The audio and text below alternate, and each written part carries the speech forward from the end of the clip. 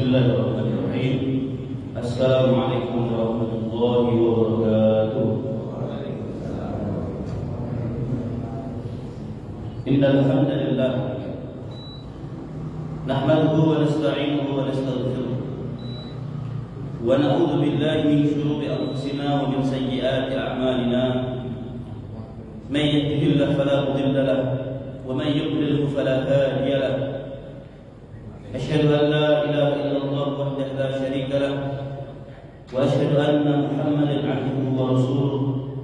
Allahumma shalli wa sallim wa barik ala nabiyyir rahmah wal qudwah wa ala alihi wa sahbihi wa man da'a bi da'watihi wa istanna bi sunnatihi ila yaumil qiyamah. Allahumma la 'ilma lana illa ma 'allamtana innaka antal 'alimul hakim.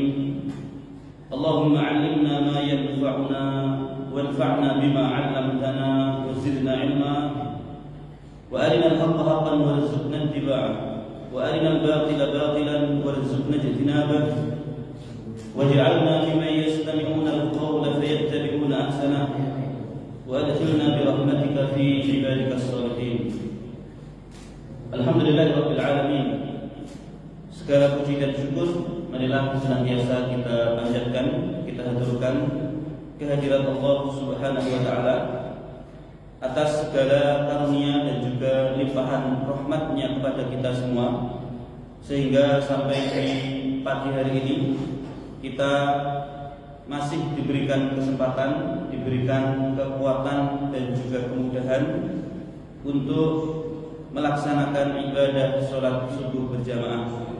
Kemudian kita lanjutkan dengan duduk dalam satu majelis untuk semakin mengenali sosok idola kita, yaitu baginda Rasulullah Sayyidina Muhammad sallallahu alaihi wasallam.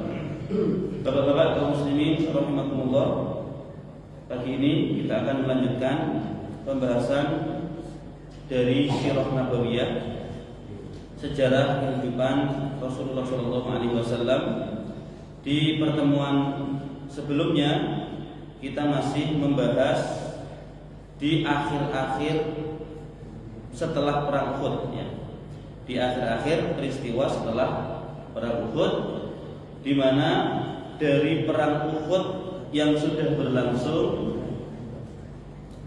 menyisakan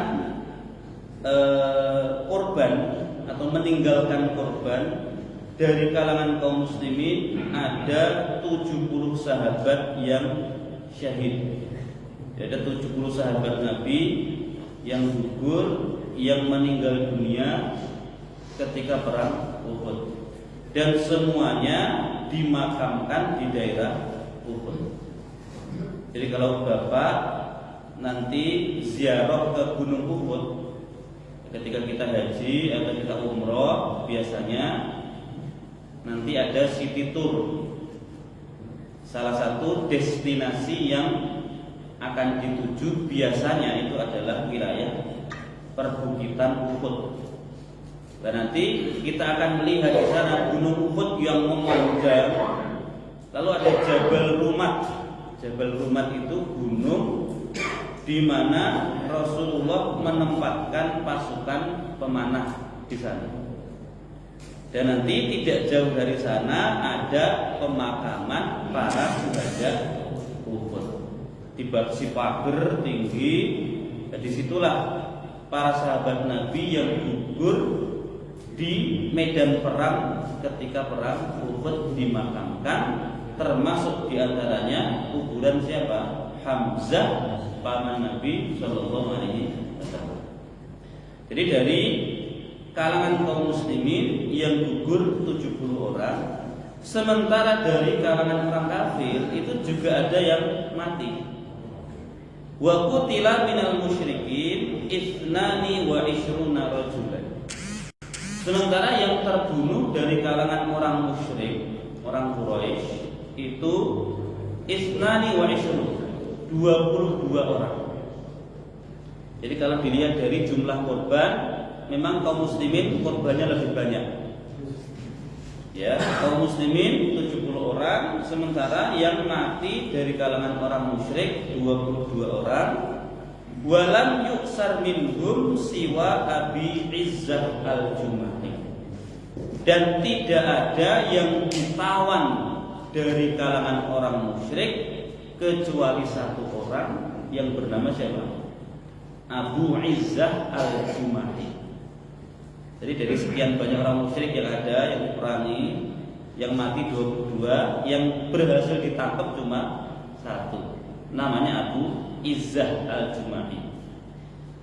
Wa kana fil asra yauma Badr, dan apesnya Abu Izzah ini juga 1 tahun sebelumnya menjadi tawanan ketika perang Badar. Jadi pas perang Badar Abu Izzah ini juga sudah menjadi tawanan. Famanna alaihi Rasulullah bila fidain.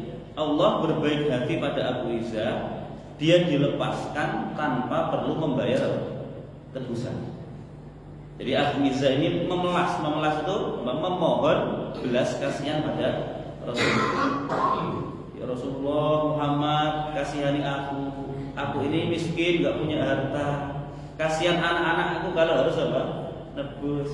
Akhirnya Abu Izzah ini dilepaskan, dibebaskan tanpa perlu membayar tebusan, tetapi dengan satu perjanjian bahwasanya washtarata alaihi alla yuqatila. Syaratnya Abu Izzah tidak akan lagi ikut-ikutan memerangi Rasulullah dan kaum muslimin. Tidak beriman terserah, tapi jangan sampai kamu ikut-ikutan memerangi Rasulullah dan kaum muslimin. Dan dia berjanji. Akhirnya dilepaskan. Lah, apesnya baru setahun perjanjian itu. Baru 1 tahun syarat itu diberlakukan. Abu Izzah kembali ikut serta memerangi kaum muslimin dalam perang Uhud. Dan apesnya dia kembali apa? Tertangkap. Falamma usira yauma Uhud, ketika dia ditahan saat perang Uhud, kala dia kembali memohon belas kasihan. Ya Muhammad, wahai Muhammad, umnun alayya li banati, berikanlah kemurahan hatimu demi anak-anakku Muhammad. Aku kan miskin, anak-anakku gak bisa kalau suruh nebus. Wa uahidu alla uqatilaka, dan aku berjanji gak akan lagi ikut-ikut apa? Memerangi kamu. Faqala sallallahu alaihi wasallam, kemudian Nabi menjawab, la ad'uka tamsah 'aridaika bi Makkah wa taqulu khaja'tu Muhammadan marratain. Enggak akan kulepaskan kamu kali ini. Kalau aku lepaskan, kamu nanti di Mekah pasti akan petentang-petenteng menyombongkan diri, mengatakan aku berhasil mengkadali Muhammad berapa kali? 2 kali. Akhirnya apa?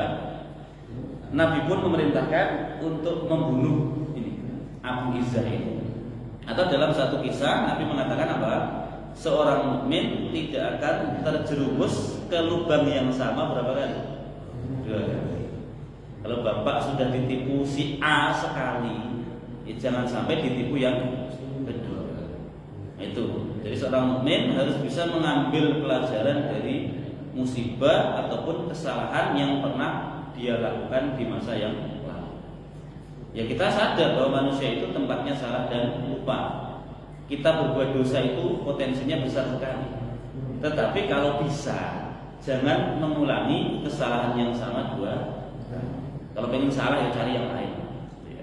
Kalau pengen dosa ya cari yang lain. Begitu. Baik. Itu adalah apa? Hasil ataupun korban perang dalam perang Uhud. Tsumma sarafa Rasulullah ila Madinah. Setelah itu Rasulullah dan para sahabat kembali ke Madinah. Faja'at Hamnah bintu Jahsyin tastatli'u al-khabar. Begitu Nabi sudah dan kaum muslimin tiba di Madinah, datanglah seorang perempuan namanya Hamnah bintu Jahsyin mencari informasi. Jadi Hamnah ini suaminya ikut perang, saudaranya ikut perang, anak-anaknya ikut perang. Makanya begitu kaum muslimin sudah kembali, beliau antusias sekali pengen mendengarkan kabar, pengen tahu apa yang terjadi ketika perang Uhud. Fanu'iya ilaiha akhuha Abdullah ibnu Jahshin. Lalu Hamnah ini diberi berita duka, disampaikan berita duka kepadanya bahwa saudaranya Abdullah ibnu Jahshin gugur di medan perang. Kalau gambarannya ya Bu, ada berita duka bahwa saudaramu namanya Abdullah bin Jahshin meninggal dunia. Lalu yang dilakukan oleh Hamnah apa? Fastarja. Beliau kemudian beristirja. Istirja itu apa? Mengucapkan inna lillahi wa inna ilaihi raji'un. Ini adalah kesunahan yang kita ucapkan tatkala kita mendapati musibah atau mendengar ada musibah. Ya, yang lebih tepat itu adalah ucapan itu diucapkan atau kalimat itu diucapkan oleh orang yang mendapatkan musibah. Ya, Hamnah kan saudaranya meninggal dunia, maka dia mengucapkan apa? Inna lillahi wa inna ilaihi raji'un. Kita ini milik Allah dan kembali kita hanya kepada Allah. Wastaghfar lahu, kemudian beliau beristighfar mohon ampun untuk saudaranya. Tsumma nu'iya laha khaluha Hamzah ibnu Abdul Muttalib fastarja'at wastaghfarat lahu. Kemudian dikasih tahu juga, diberi kabar berita duka bahwasanya pamannya Hamnah namanya siapa? Hamzah ibnu Abdul Muttalib. Hamzah itu pamannya siapa? Pamannya Hamnah. Juga pamannya siapa? Rasulullah. Jadi Hamnah itu siapanya Rasulullah? Sepupu. Itulah ya pokoknya. Nanti dipikirkan, silakan dibayangkan pohon nasabnya itu seperti apa. Yang jelas Hamnah ini juga Hamzah itu adalah pamannya Hamnah. Dan kita juga tahu Hamzah itu juga pamannya Rasulullah. Lah, Hamnah dikasih tahu bahwa pamanmu meninggal dunia, syahid gugur. Ya, Hamzah bin Abdul Muttalib gugur. Maka reaksi Hamnah apa? Fastarja'at wastaghfarat. Dia juga kembali inna lillahi wa inna ilaihi raji'un. Allahumma ighfir lahu. Nah, ini sebatas itu sudah. Ya. Tsumma nu'yalaha zawjuha Mus'ab ibnu Umair fasohat walau wal walad. Yang terakhir dikasih tahu bahwa suaminya juga gugur meninggal dunia. Suaminya Hamnah bernama Mus'ab bin Umair. Inilah Mus'ab bin Umair, masih ingat ceritanya? Sahabat Nabi yang pertama kali diutus ke Madinah untuk menjadi guru. Jadi guru pertama di Madinah itu adalah Mus'ab bin Umair. Beliau punya istri namanya Hamnah bintu Jahshin ini. Ketika perang Uhud, Mus'ab bin Umair termasuk salah satu yang syahid, yang meninggal dunia. Dan ketika mau dimakamkan, kain yang beliau miliki tidak cukup untuk membungkus jasadnya. Pas kepala ditutup, kakinya kelihatan. Ditarik untuk menutupi kaki, kepala kelihatan. Akhirnya kepalanya ditutup, kakinya ditutupi dengan apa? Sejenis rumput-rumput yang tumbuh di sana. Ini seorang pemuda yang awalnya ganteng, tubuhnya wangi, hidupnya mewah, dia tinggalkan itu semua demi kecintaannya kepada Islam dan Rasulullah SAW.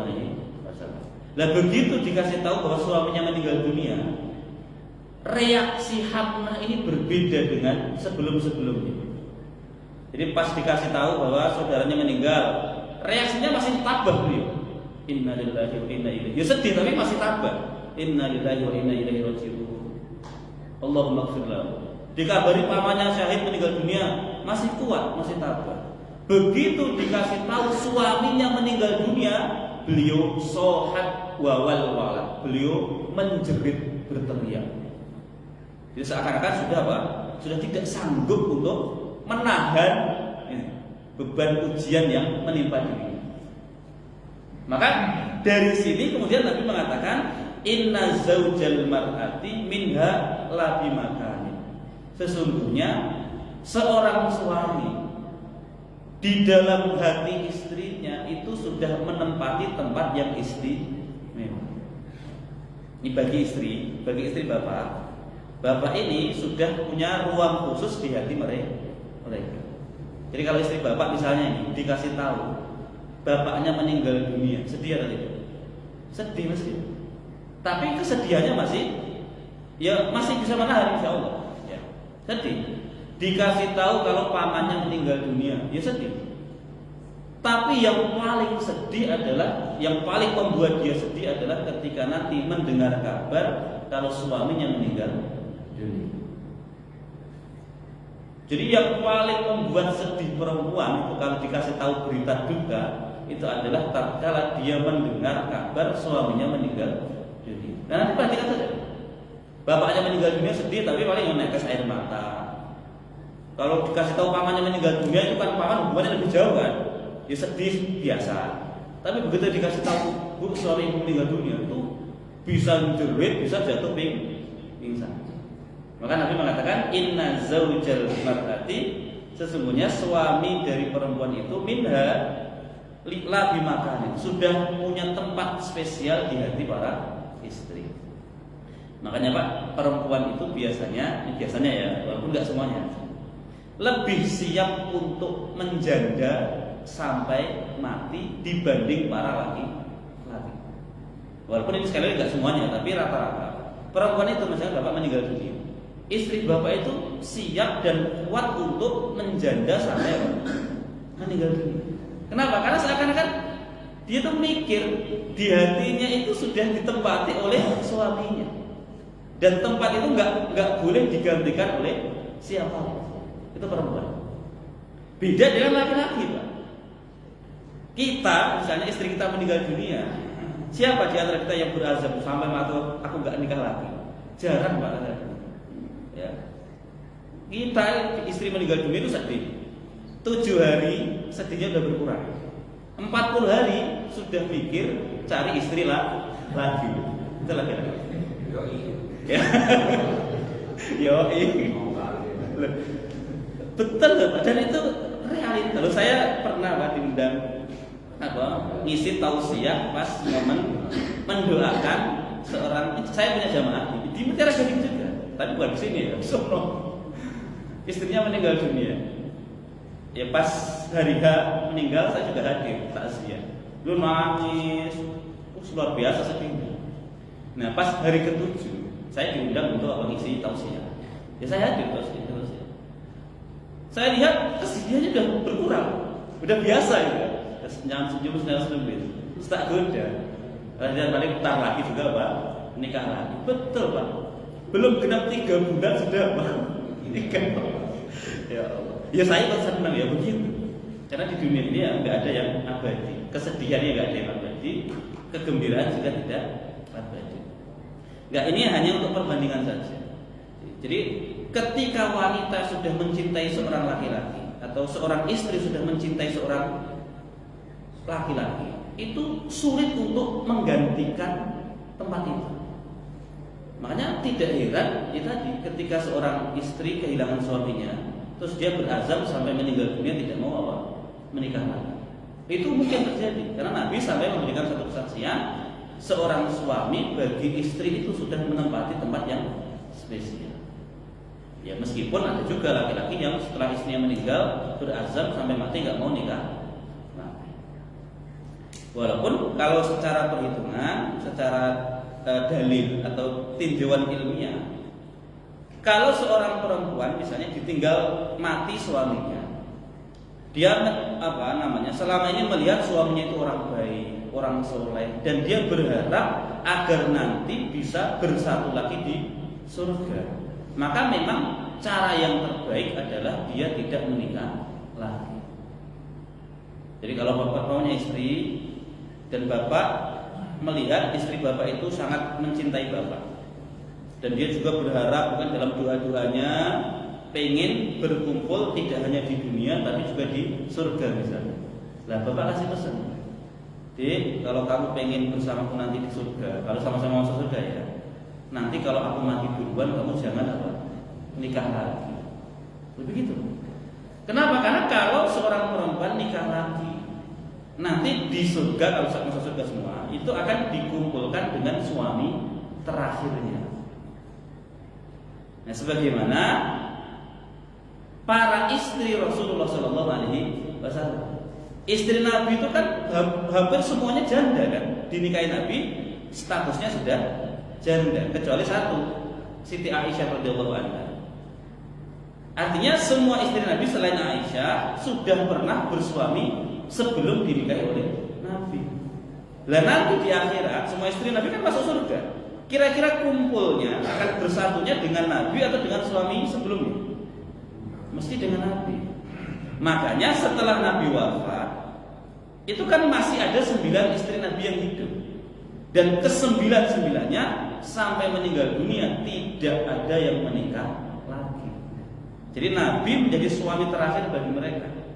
Tidak ada yang menikah lagi karena mereka semua pengen berkumpul dengan Nabi di surga. Ditambah lagi memang tidak boleh bagi kaum muslimin untuk menikahi istri Nabi. Jadi kalau istri Nabi meninggal dunia, istrinya jadi janda semua.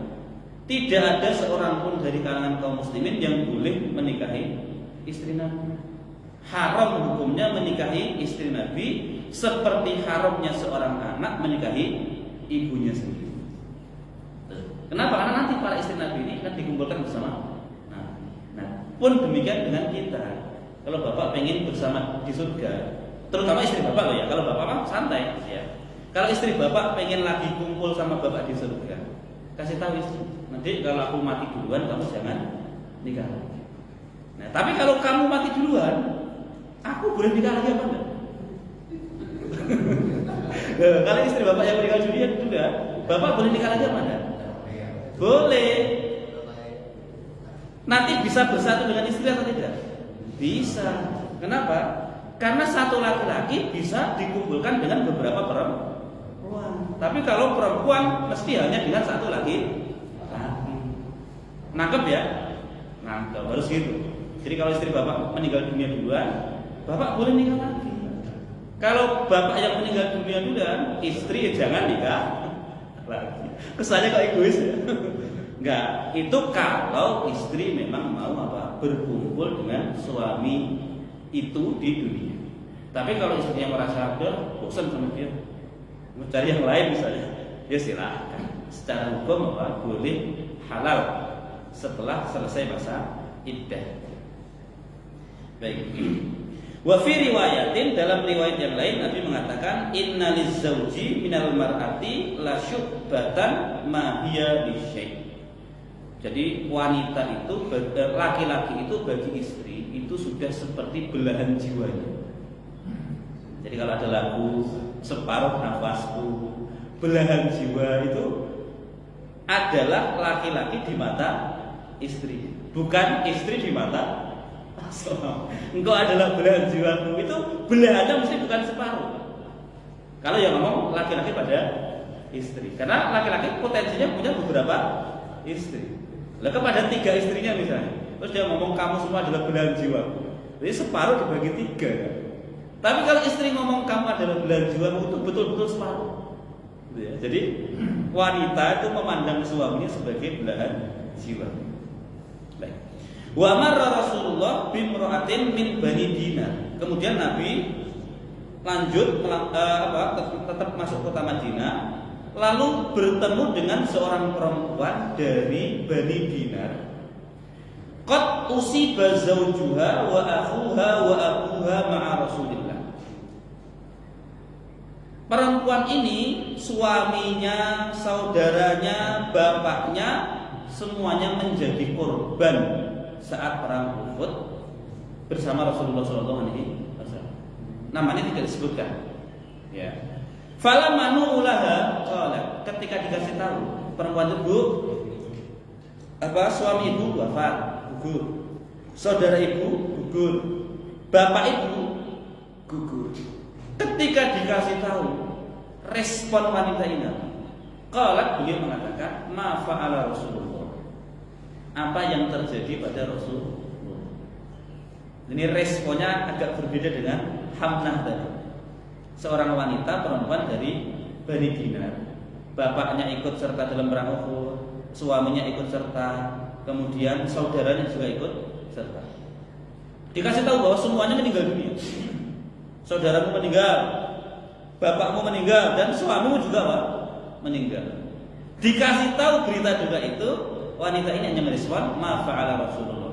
Apa yang terjadi pada Rasulullah? Kalau mereka menjawab khairan, wa bihamdillahi kama tuhibbin.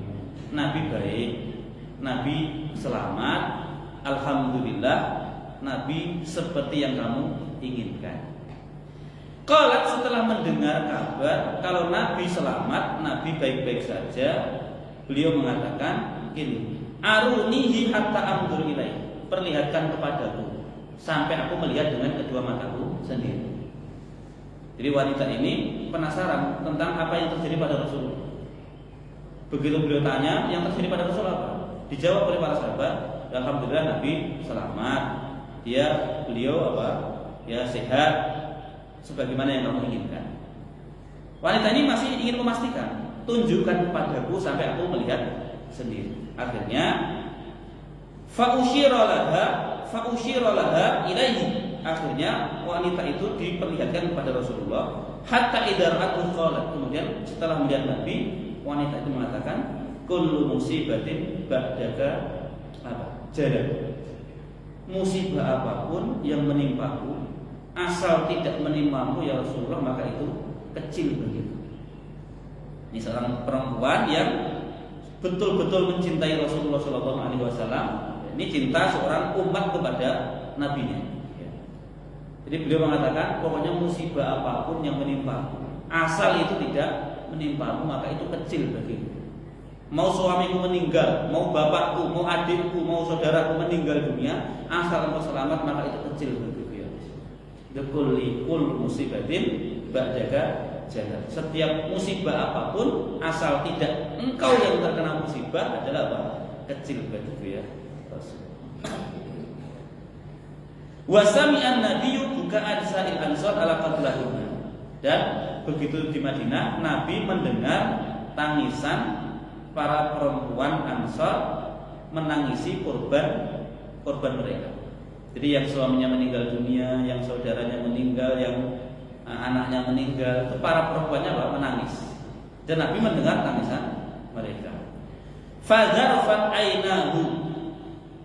Kemudian setelah Nabi mendengar itu, Nabi kedua matanya menangis. Ya, Nabi mendengar suara tangisan para perempuan menangisi korban perang. Dan Nabi ikut menangis. Waqala, dan beliau mengatakan, lakin Hamzah la bawaqilahu. Tetapi Hamzah tidak ada yang menangisi.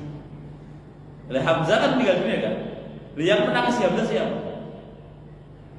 Tadi kan Hamzah punya saudara Hamnah tadi. Hamnah tadi menangisi siapa? Suaminya. Hamzah itu menangisi suaminya, bukan menangisi siapa? Hamzah. Lah, rata-rata para perempuan itu menangisi suaminya, menangisi entah pamannya, entah saudaranya, entah anaknya. Tapi Hamzah tidak ada yang menangis. Fasami'a ba'dul ansar qaulahu. Sebagian sahabat Ansar mendengar ucapan Nabi tadi. Fa'arsalu nisa'ahum yabkina ala Hamzah. Terus mereka ngirim, memerintahkan istri-istri mereka untuk menangisi siapa? Hamzah. Padahal bukan itu maksud Nabi ya. Jadi maksudnya gini, ketika Nabi mendengar para perempuan nangisnya kadang-kadang suaranya agak kencang, terisak-isak, itu Nabi pengen ya nggak usah sampai menangis segitu. Nangis boleh tapi jangan kencang. Kenapa? Wong Hamzah pamanku saja nggak ada yang nangisi. Tapi itu salah di ucapan Nabi tadi, itu salah dipahami oleh sahabat. Dikira Nabi menginginkan ada orang-orang yang menangisi siapa? Hamzah. Akhirnya istrinya tangisi siapa? Hamzah. Akhirnya waqala lahum khairan. Nabi tetap mengatakan yang baik-baik tentang mereka. Waqala, kemudian Nabi mengatakan, mahadza aratu. Maksud itu bukan begitu. Aku tidak bermaksud supaya kalian ngirim orang-orang untuk menangisi Hamzah. Maksud apa? Wa mahibbul buka. Maksud itu aku enggak senang tangisan. Jadi Nabi bukannya tidak memperbolehkan menangis, bukan. Nabi aja menangis kok. Ya. Tapi Nabi enggak senang kalau nangis itu berlebihan. Ya, kalau seluruh wanita nangis kan jadi panduan suara. Iya kan? Wanita kalau nangis semuanya ikut nangis. Terkadang wanita itu melihat temannya nangis ikut apa? Nangis. Dan Nabi nggak senang seperti itu. Kesedihan yang menular itu nggak senang. Kalau nangis ya sewajarnya saja, ya sewajarnya saja. Jadi nangis itu tidak masalah. Apalagi kalau keluarga kita meninggal. Nabi saja ketika dikasih tahu atau ketika beliau mendapati anaknya meninggal dunia, itu beliau juga apa? Menangis. Ketika Nabi nangis, sahabat tanya Nabi kok nangis? Loh, kenapa? Nangis itu apa? Tanda kasih sayang. Yang dilarang itu adalah apa? Meratap. Meratap itu ya teriak-teriak, jerit-jerit, mukul-mukul wajah, robek-robek baju, itu yang dilarang. Baik. Nah, itu adalah apa? Sisa-sisa dari perang Uhud. Nah, setelah kaum muslimin kembali ke Madinah dengan kekalahan, orang-orang munafik yang tidak ikut perang mulai semakin berani menunjukkan taringnya. Artinya mereka apa? Petentang-petenteng merendahkan kaum muslimin. Nah, mereka mengatakan, "Lau kana nabiyyan ma dhaharu alaihi wa la usiba minhu ma usiba walakinnahu talibu mulkin." Ya, orang-orang kafir dan juga orang-orang munafik ngomongnya gini, kalau dia benar nabi, enggak mungkin kalah. Jadi meragukan kenabian kerasulan Muhammad SAW. Jadi orang-orang kafir, orang-orang Yahudi terutama, dan juga orang-orang munafiknya sama. Ya. Kalau dia nabi, nggak mungkin mereka bisa mengalahkan ini. Ya. Nggak mungkin mereka menang, orang kafir menang, kok ini nabi kok kalah. Itu cara pandang orang kafir. Dia ini bukan nabi, dia ini adalah hanya orang yang menginginkan kekuasaan. Tuh. Jadi kekalahan kaum muslimin dalam perang Uhud ini semakin memperlihatkan dengan jelas siapa yang benar-benar beriman dan siapa yang munafik. Kalau kafir orang Yahudi kan jelas, yang belum terlalu kelihatan itu adalah siapa? Orang-orang munafik. Nah, perang Uhud itu memperlihatkan dengan jelas siapa saja orang-orang munafik. Ketika berangkat 1.000 orang, ternyata di tengah perjalanan kembali 300. Dan 300 ini semuanya munafik. Ditambah lagi setelah 700 ini kembali dalam keadaan kalah, banyak yang meninggal dunia. Yang 300 ini mengolok-olok mereka, merendahkan mereka. Coba kalau kalian kembali bersama kami, nggak jadi lanjut, niscaya kalian tidak akan terluka, niscaya tidak akan ada korban. Itu begitu. Ini karakter mentalnya orang-orang munafik. Lah kira-kira kalau misalnya nih kaum muslimin, Rasulullah dan kaum muslimin kembali ke Madinah dengan kemenangan, kira-kira respon orang-orang munafik itu kan gimana? Coba kalau kami ikut kalian, kami juga bisa apa? Berperang membantu seperti kalian, dan mereka akan mengharapkan dapat bagian harta rampasan apa? Itu mentalnya orang munafik. Kalau kalah mereka apa? Kalian sih nggak nurut kami gitu. Kalau menang, coba kami ikut kalian. Kami juga bisa apa? Menghabisi mereka seperti kalian, dan mereka berharap dapat bagian apa harta rampasan perang. Itu mentalnya orang-orang munafik. Wa madza ba'dahu. Terus apa yang terjadi setelah peristiwa itu? Kana ajiban an tansarifa Quraisyun duna an tufakkira fil ijhas 'alal muslimin au bi muhajamatil Madinah.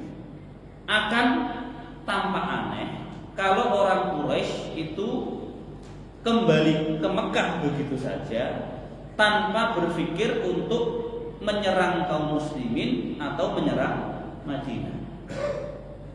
Apalagi posisinya dalam perang Uhud itu kaum muslimin kalah, orang-orang Quraisy menang.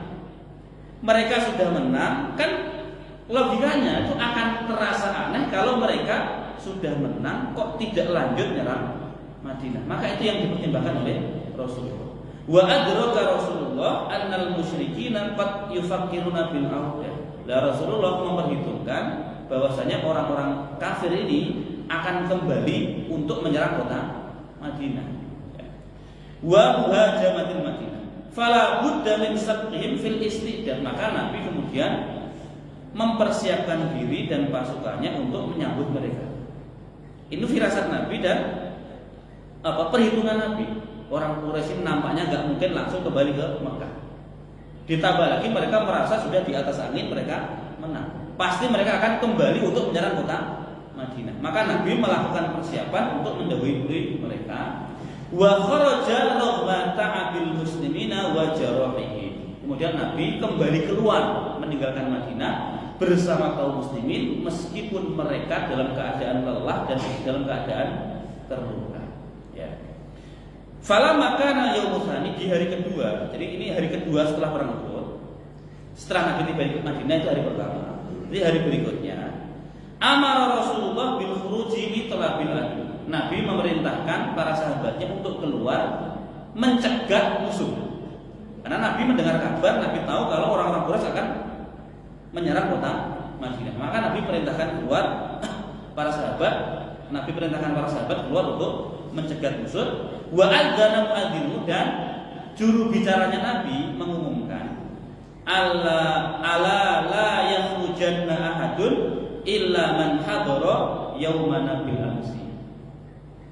Kata juru bicaranya ataupun penyerunya ini, tidak boleh ikut keluar pada hari ini kecuali yang kemarin ikut berperang. Saya ulang lagi.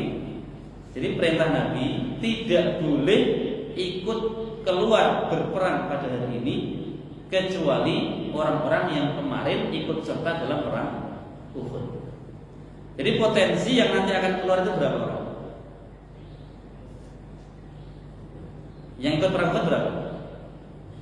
700. Sudah meninggal dunia berapa? 70. Jadi tinggal tersisa 630. Padahal orang-orang yang tinggal di kota Madinah yang zahirnya muslim, ngaku Islam, selain 630 ini ada banyak, termasuk 300 orang yang kembali sebelumnya. Tapi Nabi memerintahkan, instruksi dari Nabi, yang boleh ikut serta keluar menyambut musuh pada hari ini adalah hanya orang-orang yang kemarin ikut serta dalam peperangan. Kenapa Pak Nabi hanya mengizinkan mereka saja? Padahal kondisi mereka masih capek, baru pulang juga dari perang di Uhud sampai di kota Madinah hari ini. Besok diperintahkan apa? Keluar lagi. Tenaga masih terkuras, energi belum pulih, luka belum sembuh, dan harus apa? Keluar lagi. Kenapa Nabi hanya memilih mereka saja? Kenapa nggak melibatkan yang lain? Nah, karena orang-orang yang ikut serta dalam perang Uhud ini sudah terbukti keikhlasannya. Kalau yang lain dilibatkan, nanti khawatirnya di tengah jalan balik lagi seperti 300 orang sebelum. Maka Nabi nggak mau ambil risiko, sudah pokoknya yang kemarin ikut perang sekarang keluar. Mereka adalah orang-orang yang terbukti ikhlas di dalam berjuang dan siap berkorban untuk Islam dan kaum muslimin. Makanya Nabi hanya mengizinkan orang-orang yang ikut serta perang Uhud keluar pada hari ini. Nah, tetapi ada satu sahabat, fasta'dzanahu Jabir bil khuruj ma'ahu. Ada namanya Jabir bin Abdullah, meminta izin pada Nabi agar diikut sertakan. Nah, Jabir bin Abdullah itu beliau tidak ikut serta dalam perang Uhud. Jadi dari awal beliau tidak ikut. Bukan bagian dari 300 orang yang kembali karena bujukan atau bisikan Abdullah bin Ubay bin Salul, bukan itu. Ya. Jabir bin Abdullah minta izin agar bisa keluar bersama mereka. Wa dzakara lin nabiyyi anna abahu amarahu bil muqami fil Madinah ala akhwatihi yauma Uhud. Dan Jabir menyampaikan alasannya, kok pas Uhud gak ikut perang, kenapa? Beliau diperintahkan oleh bapaknya untuk menjaga adik-adik perempuannya. Sementara bapaknya Jabir ikut serta dalam perang Uhud. Ini alasan yang logis, alasan yang syar'i yang masih diterima oleh Rasulullah. Kenapa gak ikut perang Uhud? Begini ya Rasul, aku tuh pengen perang, ikut perang. Tapi bapakku memerintahkan aku agar aku tinggal menjaga adik-adik perempuanku.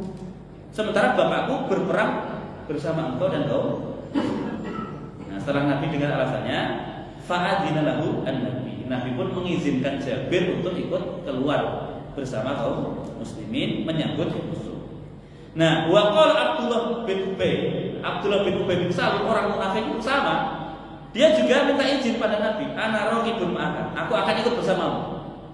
Abdullah bin Ubay bin Salul. Jawab Nabi apa? La. Enggak usah. Enggak sudi gitu. Kalau sekarang itu. Enggak. Lah Nabi ngambil pelajaran dong. Pas kali pertama perang Uhud kan, Abdullah ini kan ikut. Lah gara-gara dia 300 orang apa? Balik. Terus sekarang pas hari kedua setelah perang Uhud selesai, Nabi mengajak para sahabatnya mau keluar. Dia minta izin mau ikut. Kata Nabi apa? Lah, jangan. Enggak diizinkan. Enggak. Nah, akhirnya apa? Fastajabal muslimuna raghma ma bihi minal bala. Kaum muslimin yang masih lelah, masih banyak yang terluka, tetap taat pada perintah Nabi, ya, setia menemani perjuangan Nabi. Karena Nabi pun nanti ikut keluar. Ya kenapa? Nabi juga terluka. Ya, para sahabat terluka, diajak keluar lagi, mereka siap. Ini betapa besar pengorbanan dan perjuangan para sahabat Nabi demi kecintaan mereka kepada Rasulullah SAW. Hatta dzukira, sampai disebutkan anna akhwaini min Bani Abdil Ashhar. Ada dua saudara kakak beradik dari Bani Abdil Ashhar. Karena dari hain, keduanya terluka parah. Ya, walaupun yang satu lukanya enggak separah yang kedua. Ada kakak beradik dari Bani Abdil Ashhar. Keduanya terluka. Salah satu ngomong, atafutuna ghazwatun ma'a Rasulillah. Akankah kita ini kehilangan kesempatan berperang bersama Rasulullah? Wallahi ma lana min dabatin narkabuha. Demi Allah kita enggak punya kendaraan yang bisa kita naiki. Wa ma minna illa jarihun tsaqil, dan masing-masing dari kita semuanya terluka. Coba bayangkan dua orang nih kakak beradik dalam keadaan terluka, tidak punya kendaraan. Jadi kalau di masa dulu, ketika para sahabat berperang, itu modal yang digunakan, harta yang digunakan itu harta siapa? Harta sendiri. Yang punya untanya dipakai, yang punya kudanya yang ditunggangi. Tidak ngandelin harta Nabi, dan Nabi kan tidak punya harta. Masing-masing berkorban dengan harta yang dimiliki. Nah, pas perang Uhud, kakak beradik ini terluka parah. Yang satu lukanya lebih parah dari yang kedua. Lalu salah satu ngomong, dalam keadaan seperti ini akankah kita terlewatkan berperang bersama Rasulullah? Kita ini nggak punya kendaraan, sementara semua dari kita terluka parah. Masih mending kalau nggak punya kendaraan tapi badannya sehat, bisa berjalan kaki. Akhirnya fakharaja yamsyan, dua sahabat ini, Pak, kakak beradik ini tetap keluar meninggalkan Madinah dalam keadaan berjalan kaki. Wa kana ahaduhuma aisara jarhan minal akhar. Yang satu lukanya enggak seberat yang kedua, maka yang satu ini apa? Kadang-kadang gendong saudara, digendong. Nanti kalau kecapean, saudaranya jalan lagi. Kalau sudah enggak kuat yang dituntun ini digendong lagi. Seperti itu. Demi apa? Membela Rasulullah SAW dan kaum muslimin yang lain. Tuh. Jadi kalau kita melihat atau mendengar, membaca cerita-cerita seperti ini, itu rasa-rasanya malu dengan apa? Pengorbanan dan perjuangan yang sudah kita lakukan. Jangan pernah merasa kita ini sudah berkorban. Kalau Bapak merasa sudah berkorban, baca cerita-cerita seperti ini. Pengorbanan dan perjuangan kita untuk dakwah, untuk Islam itu belum ada seujung kuku pengorbanan para sahabat. Nah, jadi kalau pengen merasa berjasa, kalau nggak ada aku nggak akan seperti itu. Malu. Ya. Baca cerita para sahabat itu dalam keadaan terluka, jalan saja tertatih, itu tetap keluar demi ketaatannya pada siapa? Rasulullah SAW. Lalu kita flu sedikit aja nggak ke masjid, iya kan? Terbatuk-batuk dikit, kaki terkilir dikit aja nggak kuat ke masjid gitu. Badan penuh luka, jalan tertatih, tetap keluar demi ketaatannya pada Rasul. Lagi kita kaki keseleo dikit, Pak, jalan agak pincang aja, nggak ke masjid. Gitu merasa berjasa, itu kan lucu kan? Nah, gitu. Jadi, berkaitan dengan dua orang tadi, Allah menurunkan sampai melihat besarnya pengorbanan mereka, Allah sampai menurunkan apa? Ayat berkaitan dengan mereka di surat Ali Imran ayat 172. Alladzina istajabu lillahi war rasuli. orang-orang yang menjawab seruan Allah dan Rasulnya mimba bima asobahul qarh, setelah musibah menimpa mereka, setelah kekalahan menimpa mereka. Ini cerita perang Uhud. Jadi setelah mereka kalah dalam perang Uhud, mereka tetap taat pada perintah Allah dan Rasulnya. Lil ladzina ahsanu minhum, bagi orang-orang yang berbuat baik di kalangan mereka, wattaqau, dan yang bertakwa, bagi mereka apa? Ajrun adzim, balasan atau upah yang sangat agung, yang sangat besar. Jadi Allah tidak akan membuat perjuangan dan pengorbanan mereka sia-sia. Allah sudah siapkan balasan yang istimewa bagi mereka. Setiap darah yang menetes, setiap peluh keringat yang menetes, itu semuanya akan ada balasannya dari Allah Subhanahu wa taala.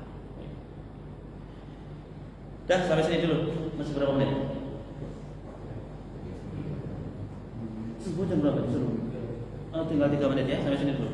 Dan nanti Rasulullah dan para sahabat yang keluar meninggalkan Madinah ini akan tiba di satu tempat namanya Hamra al-Asad. Ini nama daerah. Hamra al-Asad itu kurang lebih jaraknya 8 mil dari kota Madinah. 8 mil, 1 mil itu 1,5 kilo. Kalau 8 mil sekitar 12 kilo. Bayangkan para sahabat Nabi dan Rasulullah ya dalam keadaan terluka, masih capek, jalan lagi sejauh 12 kilo. Sampai di satu tempat namanya Hamraul Asad. Di tempat itulah Rasulullah dan para sahabat menunggu kedatangan orang-orang Quraisy, orang-orang musyrik yang mau menyerang kota Madinah. Meskipun nanti endingnya orang musyrik itu nggak jadi berani. Coba. Jadi sebenarnya dalam perang Uhud itu menyisakan apa ya? Menyisakan kemenangan yang tidak terlihat bagi kaum muslimin. Ketika orang-orang musyrik tidak berani menghadapi kaum muslimin. Coba. Pas perang Uhud kan kaum muslimin kalah. Kembali ke Madinah, banyak yang meninggal, banyak yang terluka. Nah, orang-orang musyrik kan berpikir gini, ini kesempatan kita untuk menghabisi mereka, menyerang kota Madinah. Akhirnya Nabi siap-siap nyegat mereka di tempat namanya Hamraul Asad. Jaraknya 8 mil atau 12 kilo dari kota Madinah. Begitu orang Quraisy tahu kalau Rasulullah dan kaum muslimin, padahal mereka tahu Rasul juga terluka, para sahabat juga terluka. Nyegat di sana, orang-orang Quraisy gentar dan tidak berani melanjutkan rencananya untuk menyerang kota Madinah. Jadi yang menang siapa ya? Kaum muslimin. Jadi menang sebelum berperang. Nah, jadi menyisakan kemenangan juga. Satu sisi kalah di luar, tapi satu sisi mereka bisa menggetarkan kekuatan musuh, membuat musuh itu ketakutan sehingga mereka tidak jadi berani menyerang kota Madinah dan memilih untuk kembali ke Mekah. Baik, sampai di sini kajian Sirah Nabawiyah. Kalau nanti kita sambung di pertemuan yang akan datang. Sebelum kita akhiri, barangkali ada pertanyaan dari jemaah, silakan.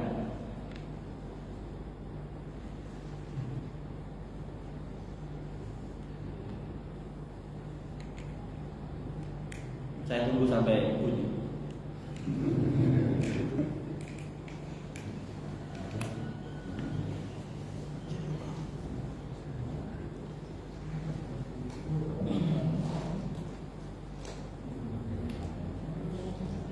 Silakan, ada?